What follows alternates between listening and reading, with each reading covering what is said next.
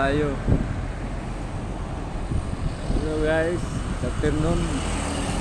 Wala tayo ng update dito sa kanto ng Davao Beach Club. Yun, hinakot na nila ang mga kahoy na pinutol para mag-clearing na talaga sila. Simula na dyan na naman. Hindi tayo makatawid dahil masyadong mainit. Yun, masyadong mainit dito guys.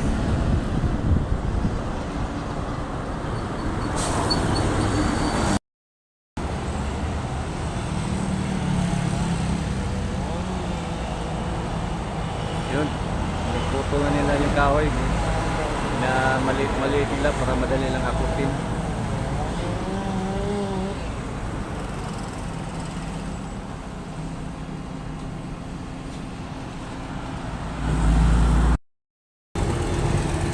Yan.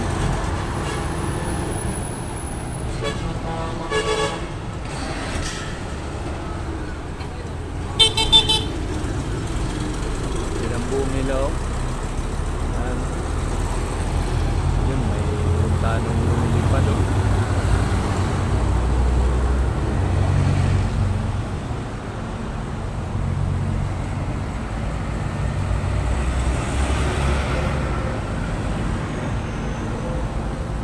Yun, may umaabang na pasahero.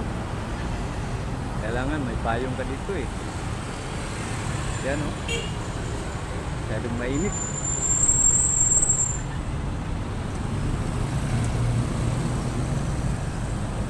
Dito muna tayo guys. Salamat sa panonood ninyo. Yan, parang aalis na yata itong train. Lilipat naman sa ibang lugar.